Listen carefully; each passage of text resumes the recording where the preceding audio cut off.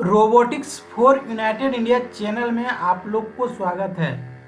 आज हम आपको lasso regression with Python practical के साथ इम्प्लीमेंटेशन करने वाले हैं। इस वीडियो में लासो रिग्रेशन बहुत ही इम्पोर्टेंट है for machine learning problems. Suppose मेरे पास कोई डेटा सेट है और डेटा सेट में 4 इनपुट एंड 1 आउटपुट है। Suppose that m input and 1 output है और हम उसे प्रेडिक्ट करना चाहते हैं, तो लासो रिग्रेशन वेरी इजीली और अच्छे से उसे प्रेडिक्ट करता है। तो ये लासो रिग्रेशन है। लासो रिग्रेशन जो है, इसमें एक टर्म होता है minimum sum of square residual RSS equal to होता है sigma yi minus yi dash whole square. Means yi is a input vector and yi dash is a output vector. For detail आप यहाँ समझ सकते हैं, sigma एक Greek symbol that means sum है ना। yi the actual response value of ith observation and yi cap the predicted response value based on the multiple linear regression model। सबसे main point है conventionally lasso regression seeks to minimize the following. ये यहाँ पे लासो रिग्रेशन का main concept यहाँ से आता है RSS plus lambda into sigma beta into j, where j range from 1 to p predictor variable and lambda is greater equal to 0। यहाँ पे लैम्डा जो है वो लैम्डा की वैल्यू पे ही लासो रिग्रेशन डिपेंड होता है, जो कि ये मल्टीपल लीनियर रिग्रेशन से अच्छा प्रेडिक्ट करता है। अब यहाँ पे हम देखते हैं इस सेकेंड टर्म को हम क्या कहते हैं। ये जो सेकेंड टर्म है इसको हम कहते हैं श्रिंकेज पेनल्टी। क्या है? The second term of the equation known as shrinkage penalty. ये जो इसका जो लिंक है हम आपको डिस्क्रिप्शन में दे देंगे। इस ऑनलाइन इसका लिंक मटेरियल का हम आपको दे देंगे। आप अभी यहाँ पे आपको गौर से ध्यान देना है।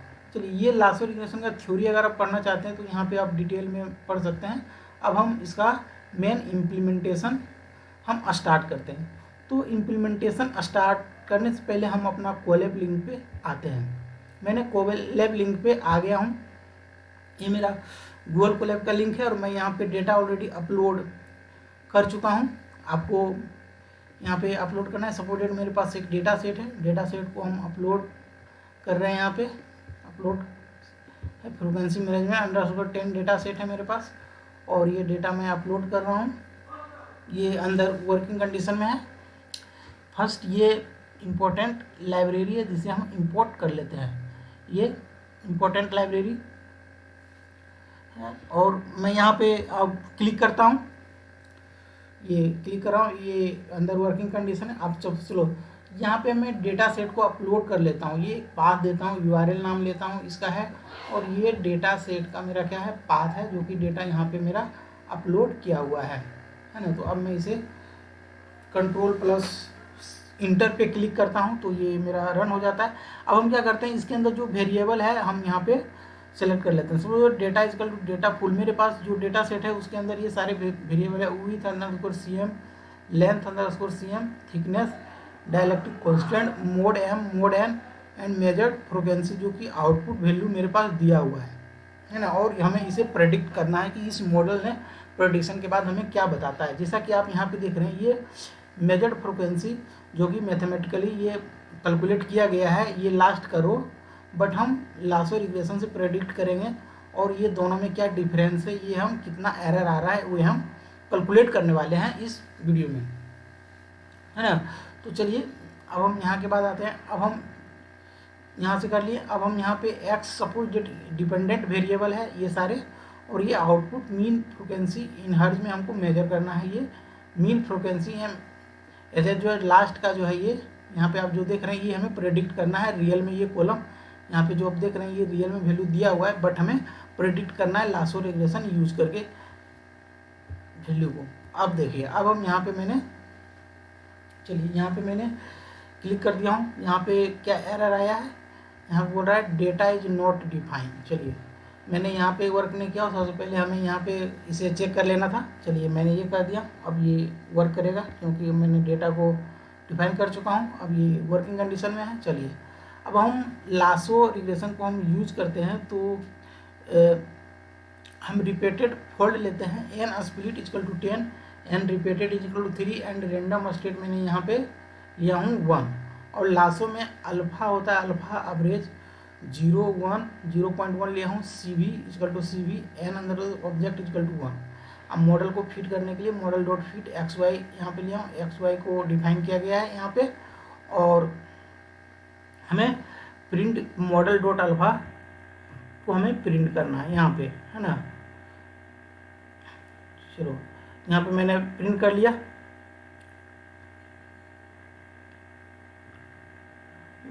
प्रिंट करने के बाद यहाँ पे हमको ये मिला। अब मैं एक न्यू वैल्यू यहाँ पे मैं लेता हूँ, कोई भी मैं न्यू वैल्यू यहाँ पे लिया हूँ। देखिए मैं आपको बहुत ही अच्छे से समझाता हूँ। ये सारा कोड आपको मेरे गिथहब लिंक में मिल जाएगा।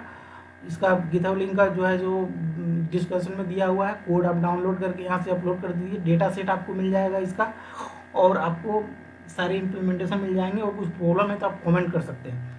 तो चलिए अभी हम इस पर सपोर्टेड, मेरे पास ये डेटा सेट है। इसमें आप देखिए कि मेरे पास ये तो सीरियल नंबर 0 1 2 3 से स्टार्ट हो रहा है, बट ये मेरा क्या देखिए 1 2 3 4 5 6 डिपेंडेंट, ये इंडिपेंडेंट वेरिएबल है, सॉरी, और ये 1 आउटपुट डिपेंडेंट वेरिएबल है ना। तो हमें इसे प्रेडिक्ट करना है। तो ये इस वैल्यू के आधार पर हमें ये वैल्यू प्रेडिक्ट करना है। तो ये हम 6 वैल्यू कोई भी न्यू ले सकता हूँ फ्यूचर में। तो इसका प्रेडिक्शन क्या होगा, मैंने एक रैंडमली कोई भी न्यू वैल्यू यहाँ पे मैं लिया हूँ। देख रहे हैं ये 6 है, 1 2 3 4 5 6, टोटल 6 वैल्यू है। आप एनी वैल्यू यहाँ पे डाल सकते हैं, है ना। और यहाँ पे मैं जानना चाहता हूँ कि मेरा प्रेडिक्शन क्या आता है। तो यहाँ पे मैं क्लिक करूँ तो यहाँ पे मेरा प्रेडिक्शन ये देखिए मेगाहर्ट्ज़ फ्रीक्वेंसी में एरो के अंदर ये मेरा प्रेडिक्शन आ गया है। अगर मैं सपोज डेट, अभी मैं यहाँ पे इसे कॉपी कर लेता हूँ सपोज डेट। चलिए यहाँ से मैं कॉपी सिलेक्शन कर लिया और यहाँ पे मैंने पेस्ट कर दिया। अब क्या करना चाहता हूँ मैं, यहाँ पे एक वैल्यू इसी से मैं लेना चाहता हूँ। सपोज डेट में इसका फर्स्ट कॉलम है, तो ये वैल्यू मैंने सपोज डेट मैंने ये वैल्यू इसका यहाँ से कॉपी करके मैं लिया हूँ और इसको रिप्लेस करके मैं देखना चाहता हूँ कि मेरा प्रेडिक्शन ना आए। सपोज डेट मैं यहाँ पे इसे रिप्लेस करके Ctrl+V से ये सारा वैल्यू लिया हूँ। ये यहाँ पे बीच में हमें कोमा देना पड़ेगा, फिर यहाँ पे कोमा लगाना पड़ेगा, ये यहाँ पे कोमा लगाना पड़ेगा, ये कोमा और ये कोमा। मैंने 6 वैल्यू फर्स्ट कॉलम को लिया हूँ और देख रहा हूँ मैं प्रेडिक्शन क्या आता है। मैं इसे अब प्रेडिक्ट कर रहा हूँ। देखो मैं इसे प्रेडिक्ट किया हूँ तो क्या आ रहा है, इसका जो आंसर देखिए यहाँ पे सीधा सी बात है, आंसर इसका पे देखिए क्या आ रहा है 3600 मतलब 3681.2। ये मैंने प्रेडिक्ट करने के बाद ये मेरा आउटपुट आया है। लेकिन इसका जो रियल में आउटपुट है, रियल आउटपुट मेरा यहाँ पे दिया हुआ है। रियल में क्या है, रियल जो फ्रिक्वेंसी है यहाँ पे है 2310 है रियल वैल्यू। एक्चुअल वैल्यू ये है ना। और मेरा जो प्रेडिक्टेड वैल्यू जो आ रहा है वो क्या आ रहा है, मेरा प्रेडिक्टेड वैल्यू 3681.20 ये मेरा आ रहा है प्रेडिक्शन वैल्यू, है ना। इसी तरह आप किसी भी रो के कॉलम कोई भी रो को लेके आप प्रेडिक्शन कर सकते हैं और दोनों में क्या डिफरेंस है आप यहाँ पे आप बता सकते हैं, है ना। और कोई न्यू वैल्यू आप लेके देखना चाहते हैं जो इससे डिफरेंट हो, है ना। रैंडमली आप कोई वैल्यू ले और उसमें आप प्रेडिक्ट कर सकते हैं कि आपका न्यू जो फ्रिक्वेंसी होगा वो मैनेजमेंट उसका क्या होगा, आप यहाँ पे चेक कर सकते हैं। और आपके पास और कोई डेटा है तो आप उस पर इसे समझ सकते हैं।